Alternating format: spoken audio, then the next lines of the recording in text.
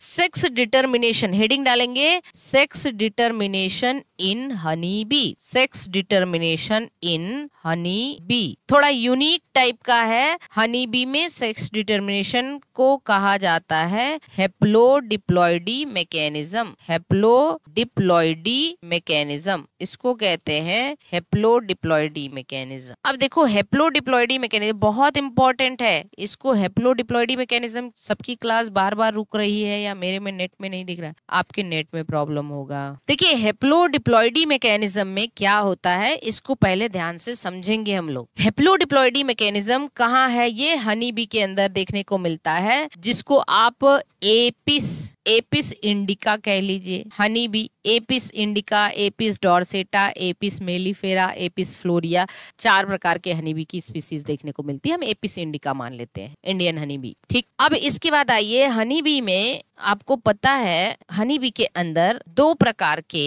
इसके छत्ते में हमें 2 प्रकार के बीज दिखाई देते हैं सेक्स के बेसिस पे, 2 प्रकार के, मेल हनी बी और female honey bee, male honey bee और फीमेल हनी बी। देखिए जो मेल हनी बी है इसको हम ड्रोन कहते हैं और ये हमेशा हैप्लॉइड होता है। हैप्लॉइड का मतलब इसकी बॉडी के हर सेल में 16 क्रोमोसोम देखने को मिलता है, एन होता है, क्योंकि हनी बी में 32 क्रोमोसोम होता है फीमेल के अंदर, ठीक है, लेकिन मेल के अंदर 16 क्रोमोसोम, प्रत्येक सेल में बस 16 क्रोमोसोम देखने को मिलता है। ठीक, इसके बाद आइए फीमेल हनी बी के अंदर आ जाएंगी आपकी, फीमेल के अंदर 2 हनी बी आ जाती हैं, ठीक है, एक क्वीन आ जाती है या फर्टाइल फीमेल लिखेंगे, फर्टाइल फीमेल, और दूसरा लिखेंगे स्टेराइल फीमेल, फर्टाइल फीमेल और दूसरा लिखेंगे स्टेराइल। फर्टाइल फीमेल कौन है, क्वीन है, और स्टेराइल फीमेल कौन है, वर्कर है।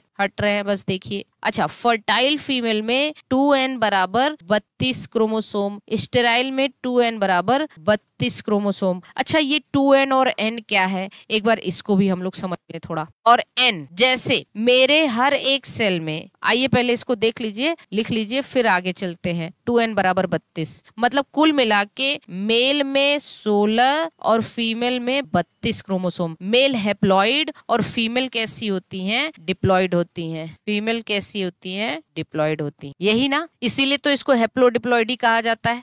अब जैसे एक बात आप हमेशा एक बात समझना कि एक चीज समझना है आपको, यहाँ पे बहुत बारीकी से समझने की कोशिश करिएगा। मेरी हर सेल डिप्लॉइड है एक्सेप्ट मेरा एग, किसी मेल का हर सेल डिप्लॉइड है एक्सेप्ट उसका स्पर्म, यही तो, गैमीट को छोड़ के बाकी सारी सेल डिप्लॉइड होती हैं। डिप्लॉइड का मतलब जैसे आपकी स्किन का कोई एक सेल निकाल लिया जाए तो आपके 2n के बराबर क्या मतलब है, एक आपके पास कितने सेट ऑफ क्रोमोसोम है, कितने सेट, मतलब एक सेल में अगर 46 क्रोमोसोम है हमारी हर सेल में, एक्सेप्ट मेरा गैमेट और एक्सेप्ट किसी मेल का गैमेट छोड़, तो आपके पास कितने सेट ऑफ क्रोमोसोम है, 46 क्रोमोसोम है, तो सेट ऑफ क्रोमोसोम कितना होता है, जया सिंह 23 पेयर 23। अरे मेरे प्रभु 23 सेट नहीं है प्रभु, 2 सेट है, ओनली 2 सेट भैया, 2 सेट है। सेट किसको बोलते हो, सेट किसको बोलते हो बताओ, सेट बोलते हैं एक में जो सारे आ जाएं और एक में जो सारे आ जाएं, 2 ही सेट तो है हमारे पास।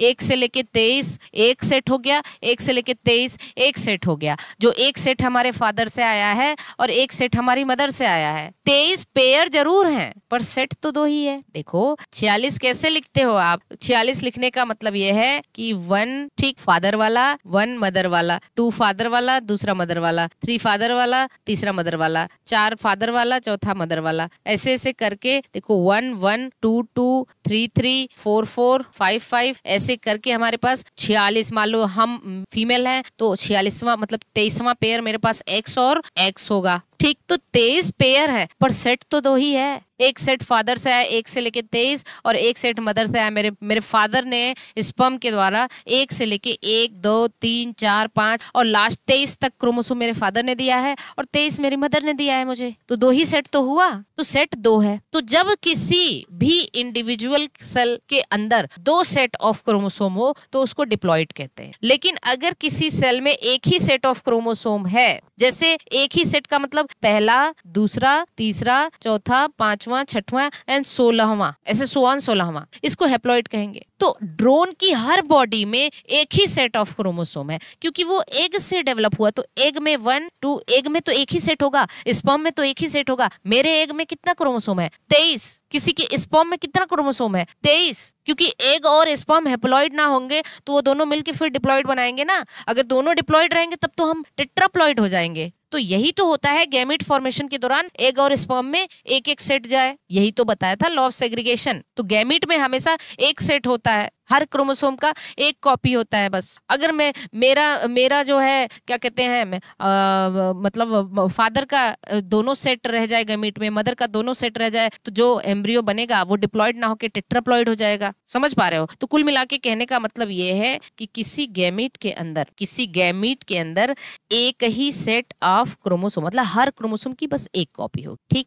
तो ड्रोन कैसे बना है? ड्रोन बना है फीमेल के एग से। एग का फर्टिलाइजेशन नहीं हुआ स्पर्म से, बिना फर्टिलाइजेशन। अगर स्पर्म उसको फर्टिलाइज करता तो स्पर्म में 16 रहता और एग में 16 रहता, तब 32 बनता। लेकिन वो बस एग से बना है। टोटली मम्मा बॉय जिसको कहते हैं, पापा की परी नहीं, मम्माज बॉय है, मम्माज परा है ये। ठीक है, ड्रोन। तो समझो ये कि टोटली ये मम्माज बॉय है। 100% फीमेल के जीन है इसके पास, क्योंकि बिना फर्टिलाइजेशन के बना है। तो अब यही है, मेरी बात को ध्यान समझना, कि हनी बी में मेल हनी बी और फीमेल हनी बी। ठीक है, अब देखिए कैसे बनता है ये। चलिए आते हैं फिर से इसको एक डायग्राम के थ्रू समझते हैं। तो मेल हैप्लॉइड इसलिए है कि मेल के हर सेल में केवल एक सेट ऑफ क्रोमोसोम। ठीक, ओके। अब आइए देखिए यहाँ पे, जैसे क्या है, ये है मेल में ये ड्रोन है और ये है फीमेल। ठीक है, फीमेल कैसी होती है? डिप्लॉइड। फीमेल डिप्लॉइड है मतलब 2n बराबर 32। अच्छा, मेल ड्रोन है मतलब n बराबर 16 है। यहाँ पे बड़ा अजीब मैकेनिज्म होता है। जानते हैं क्या होता है? फीमेल गैमेटोजेनेसिस जब होगा, गैमेटोजेनेसिस का मतलब गैमीट बनेगा फीमेल में, तो गैमेटोजेनेसिस का मतलब यहाँ मियोसिस होगा। मियोसिस में ही तो क्रोमोसोम का नंबर हाफ हो जाता है। तो जो एग बनेगा, एग जो है वो हैप्लॉइड हो जाएगा, उसमें एक सेट आ जाएगा, मतलब एग n बराबर 16 हो जाएगा। ठीक, लेकिन ड्रोन स्पर्म कैसे बनाएगा? ड्रोन के पास पहले ही हैप्लॉइड है बेचारा। कितनी इसकी कहानी इतनी दुखद है ना, कि ड्रोन का जीवन एकदम समझ लो कि जन्म से लेके मृत्यु तक दुखद रहा है। पापा के लिए तरस जाता है, ये पहली चीज। ड्रोन पैदा होता है बिना फादर के। ड्रोन बस इंतजार करता है कि अब हमें कब रिप्रोडक्शन करने को मिलेगा। फीमेल यहाँ पे भी स्वयंवर जैसा हाल होता है, मधुमक्खियों में स्वयंवर जैसा हाल होता है। नुप्चियल डांस या आप कहते हैं कि इसको नुप्चियल फ्लाइट कहते हैं। ठीक, फीमेल छत्ते से निकलती है और उसको बहुत सारे ड्रोन चेस करते हैं। बहुत सारे ड्रोन, जैसे स्पर्म और ओवम की रेस होती है वैसे ही। और ड्रोन जाता है और जो पहले ड्रोन फीमेल को पाल लेता है उसके साथ कपुलेशन करता है, और कपुलेशन के दौरान ही उसकी मृत्यु भी हो जाती है, क्योंकि इजैकुलेशन के दौरान उसका एब्डोमेन बर्स्ट हो जाता है। ठीक, तो ड्रोन की मृत्यु ऐसे होती है। ड्रोन मर भी ऐसे ही जाता है, पैदा भी बड़े दुखद तरीके से होता है। ठीक है, तो बड़ी दुखद स्टोरी है ड्रोन की, समझ रहे हो? अब सुनो मेरी बात को ध्यान से। ड्रोन जो है मेल ड्रोन, अब इसमें स्पर्म कैसे बने? ये तो पहले ही आधा है बेचारा, क्योंकि जानते हो स्पर्म और ओवम बनाने के लिए मियोसिस कराना पड़ता है। लेकिन यहाँ पे नेचर ने कहा चलो भाई हम तुम्हारा स्पर्म माइटोसिस से बना देते हैं। तो यहाँ पे जो स्पर्मेटो, अच्छा फीमेल में तो oogenesis, गैमेटोजेनेसिस में क्या होगा? oogenesis होगा, एग बनने की प्रोसेस। स्पर्मेटोजेनेसिस क्या है? स्पर्मेटोजेनेसिस कैसे बनता है? Via mitosis. क्योंकि ये एन है, वेरी IMP, तो कभी पूछा जाता है आपसे कि माइटोसिस के द्वारा स्पर्मेटोजेनेसिस कहाँ होता है? जो हैप्लॉइड होंगे, जो पहले से ही हैप्लॉइड होंगे। ठीक, अरे किसी को किसी से कंपेयर नहीं किया जाता है। राहुल गांधी एक बहुत अच्छे नेता हैं, आप लोग कहाँ समझ पाओगे? आप लोग नहीं समझ पाओगे ऐसी चीजें, या जो समझते होंगे उनको पता होगा। ठीक है, अच्छे नेता हैं, उनको चांस नहीं मिला ना। स्पर्मेटोजेनेसिस, अब कोई मुझे ये मत कह देना कि हम जो है पार्थेनियम के समर्थक हैं। पार्थेनियम तो स्पर्मेटोजेनेसिस वाया माइटोसिस होगा। तो इसका जो स्पर्म बनेगा उसमें भी n बराबर 16 हो जाएगा। ठीक, n बराबर 16। एग जो बना वो भी n बराबर 16 है। ठीक, अब आइए देखिए जो एग बना है ना, जो एग बना है, अब आप लोगों को लगता होगा कि आलू से सोना बनाने वाला जो स्टेटमेंट है राहुल गांधी ने दिया था, इसलिए पागल समझ रहे हैं। आलू से सोना बनाने वाला स्टेटमेंट जानते हैं किसका है? हाँ, पार्थिनियम बोले तो कांग्रेस ग्रास। आलू से सोना बनाने वाला स्टेटमेंट हमारे आदरणीय मोदी जी का है, ठीक है। उन्होंने ही आलू से सोना बनाने वाली मशीन का जिक्र किया था। पर वो वीडियो जब राहुल गांधी उसको क्या कर रहे थे, एक्सप्लेन कर रहे थे, उनका वायरल नहीं हुआ मोदी जी का, लेकिन राहुल गांधी जब उसको एक्सप्लेन कर रहे थे वहां से कट करके वो वायरल हो गया, ठीक है। कि मतलब ये राहुल गांधी का स्टेटमेंट है। ऐसे ऐसे तो चीजें होती हैं हमारे मीडिया के द्वारा। आइए देखिए, अब इस एग का, ये जो एग है n बराबर 16 है, इसका डेवलपमेंट दो तरीके से होता है। पहला डेवलपमेंट इसका हुआ, ये एग विद फर्टिलाइजेशन डेवलप हो, ठीक। इसका डेवलपमेंट विद फर्टिलाइजेशन, तो एग और स्पर्म और एग का फर्टिलाइजेशन होगा, तो जानते हैं क्या बनेगा, ये बनेगा ये n, ठीक है। हम तुम मैं और तुम तो हम, मतलब कुल मिला के n और n बना तो 2n बना, ये बन गया 2n मतलब 32। जब 32 बनेगा तो 32 तो हमेशा फीमेल ही बनेगी, फीमेल बन गई। तो जब फर्टिलाइजेशन होगा, जब फर्टिलाइजेशन होगा तब फीमेल बनेगी। अब फीमेल में देखो, ये क्वीन हो सकती है और फीमेल में वर्कर हो सकती है। वो आगे देखेंगे कब क्वीन बनेगी कब वर्कर बनेगी, उसको छोड़ो आगे। लेकिन अगर इस एग का, ये जो एग है विदाउट फर्टिलाइजेशन ना हो इसका, तो एग जो है, जो एग nth एग था, ये 16 ही है एग, ये बन जाएगा ड्रोन कैसा रह जाएगा तब, ड्रोन रह जाएगा हैप्लॉइड, n बराबर 16, क्योंकि ड्रोन कैसा रह जाएगा, हैप्लॉइड रह जाएगा, ठीक है। ड्रोन बराबर हैप्लॉइड रह जाएगा, ठीक है। ड्रोन क्या रह जाएगा, हैप्लॉइड, क्योंकि इसमें फर्टिलाइजेशन नहीं हुआ है स्पर्म का कोई, और इसको कहते हैं पार्थिनोजेनेसिस। आगे पार्थिनोजेनेसिस हम लोग डिटेल में पढ़ेंगे, टेंशन मत लीजिए। पार्थिनोजेनेसिस का मतलब without fertilisation development of offspring मतलब प्रोजनी या बच्चों का जन्म बिना फर्टिलाइजेशन हो। और किस प्रकार का पार्थिनोजेनेसिस है, आर्हिनोटोकी। पूछा जाता है कैसा पार्थिनोजेनेसिस, आर्हिनोटोकी का मतलब ये होता है जब बिना फर्टिलाइजेशन मेल का डेवलपमेंट हो, तो ऐसे पार्थिनोजेनेसिस को आर्हिनोटोकी कहा जाता है। एक टर्म होता है थेलाइटोकी, आगे बताएंगे। थेलाइटोकी का मतलब जब बिना फर्टिलाइजेशन फीमेल का डेवलपमेंट हो कहीं, जैसे कुछ केसेस में आप टर्माइट्स वगैरह में देखते हैं बिना फर्टिलाइजेशन के फीमेल बनती है, तो फीमेल बनेगी तो उसको थेलाइटोकी कहेंगे, और मेल बनता है तो आर्हिनोटोकी कहते हैं, ठीक है। चलिए खैर इसको हटाते हैं यहाँ से। हाँ, तो बिना फर्टिलाइजेशन मेल के डेवलपमेंट को आर्हिनोटोकी कहा जाता है, बिना फर्टिलाइजेशन फीमेल के डेवलपमेंट को थेलाइटोकी कहा जाता है। चलिए इस डायग्राम को बहुत ध्यान से आप लोग समझिए। अब आगे आइए, पहले हम इपीगैमिक देख लें। अब मुझे एक बात बताइए, मेल का सेक्स कैसे डिटरमाइन हो गया, फर्टिलाइजेशन के पहले ही ना, कि भैया ये मेल रहेगा, तो फर्टिलाइजेशन, यहाँ तो फर्टिलाइजेशन का कोई रोल है नहीं कि भाई अगर बिना फर्टिलाइजेशन एग है, बिना फर्टिलाइजेशन के तो मेल ही बनने वाला है। तो ऐसे सेक्स डिटर्मिनेशन को क्या कहते हैं, प्रोगैमिक कहते हैं। Sex is determined before fertilisation, मतलब जैसे ड्रोन देख लिया आपने, ड्रोन, ठीक, ओके। दूसरी चीज अब जरा देखना, थोड़ा सा ध्यान से देखना कि अब ये जो जाइगोट बना है, इधर देखिए ये क्या बना है, ये जाइगोट बना है ना, मेल और फीमेल जब फर्टिलाइजेशन हो गया तो क्या बना, जाइगोट बना। अब ये जाइगोट, चलिए जाइगोट कैसे डेवलप होगा आगे चल के, ये वाला भी देख लेते हैं हम लोग थोड़ा सा। जाइगोट कैसे डेवलप होगा, देखिए जाइगोट हम दिख रहे हैं, ठीक है।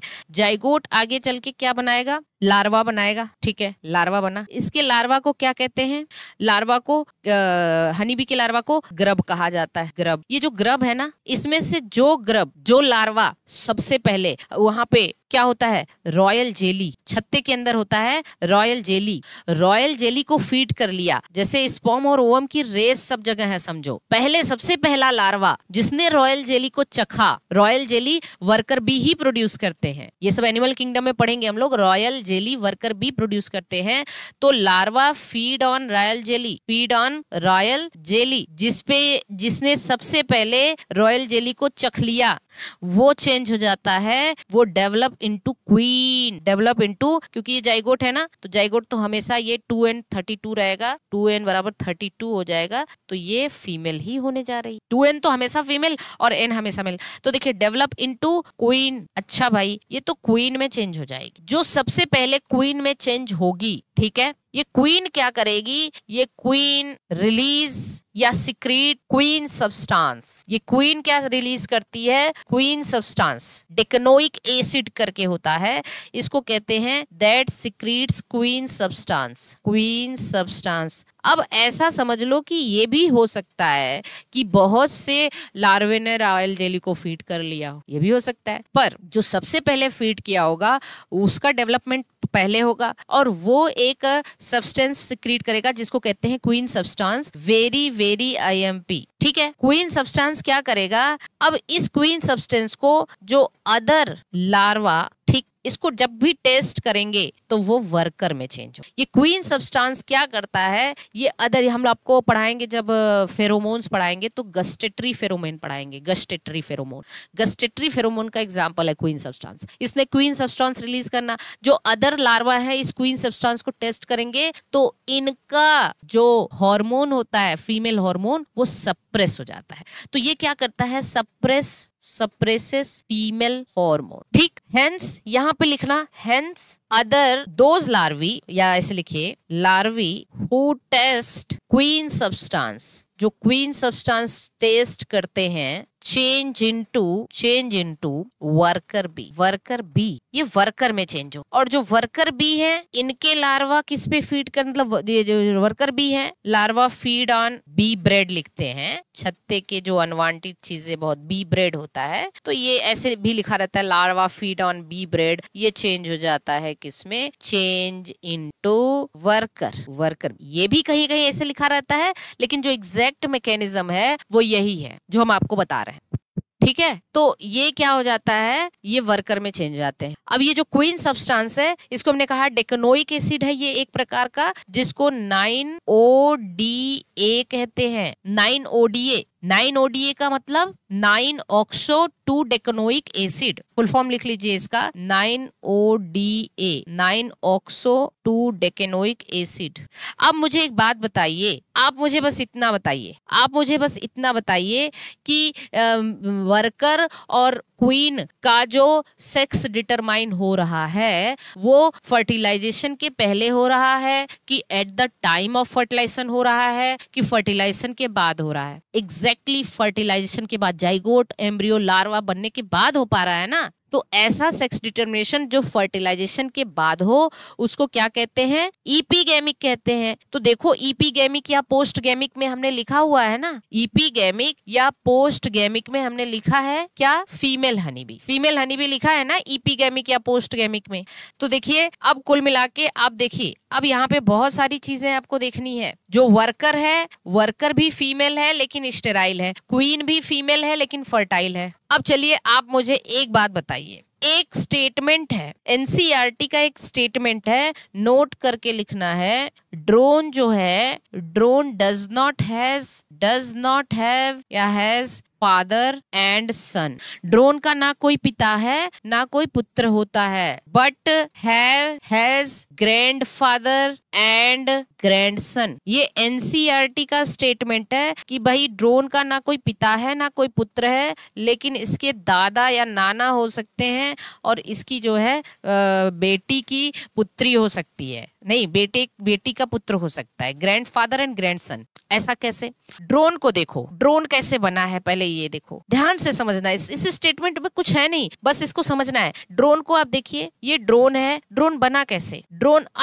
ड्रोन है, यहाँ पे ड्रोन बिना फर्टिलाइजेशन के बना है, मतलब टोटली मम्मा से बना हुआ है, एग से बना हुआ है, टोटली मदर से बना हुआ है ना। तो टोटली मदर से बना हुआ है मतलब इसका कोई फादर तो है नहीं, बिल्कुल ठीक। अब चलिए मेरी बात को ध्यान समझिएगा, ड्रोन का कोई फादर इसलिए नहीं है क्योंकि ड्रोन के बनने में स्पर्म का कोई रोल नहीं है। दूसरी चीज, ड्रोन ने जब अपना स्पर्म दिया, ड्रोन का जो स्पर्म होता है वो एग से फर्टिलाइज करेगा, तो स्पर्म और एग फर्टिलाइज होके हमेशा 2n बनेगा, स्पर्म n और एग n हमेशा 2n बनेगा, और 2n हमेशा फीमेल होती है। 2n बना नहीं कि पहले ही पता चल गया ये तो फीमेल है। तो मेल ड्रोन ने अपना जो स्पर्म दिया उससे कोई पुत्र पैदा हो रहा है? कोई पुत्र पैदा नहीं हो रहा है, क्योंकि ड्रोन का स्पर्म जब भी एग से फर्टिलाइजेशन करेगा तो 2n बनेगा। 2n हमेशा पुत्री होती है, बेटी होती है। तो ड्रोन का ना कोई पिता है ना कोई पुत्र है, समझ रहे हो ना? क्योंकि ड्रोन ने अपना जो स्पर्म अगली जनरेशन के लिए दिया वो स्पर्म जाएगा तो एग से फर्टिलाइजेशन करके वो हमेशा 2n बनाएगा, और 2n हमेशा फीमेल होती है। अब ड्रोन के ग्रैंडफादर रहे होंगे और ग्रैंडसन है। ग्रैंडफादर का मतलब ड्रोन जिस बेटी से बना हुआ है, जिस माँ से बना हुआ है, वो माँ किसी स्पर्म से ही तो बनी है। भाई ड्रोन है ये, इसकी माँ और इसके माँ के पापा तो रहे होंगे ना, तभी तो माँ बन पाई है। माँ बन पाई है मतलब स्पर्म ने फर्टिलाइजेशन किया है, तभी तो माँ बन पाई है। तो इसका ग्रैंडफादर तो रहे ही होंगे। और ड्रोन की जो बेटी होगी उसका भी आगे चल के उसी से फिर अगला ड्रोन बनेगा। ड्रोन की जो बेटी होगी उससे, उसी के एग से आगे चल के अगला ड्रोन बनेगा, तो उसका ग्रैंडसन भी तो हुआ। ठीक है, तो कुल मिला के कहने का मतलब ये है कि ड्रोन के ना तो कोई फादर है ना कोई सन है, लेकिन हाँ इसका ग्रैंडसन है और ग्रैंडफादर। ठीक।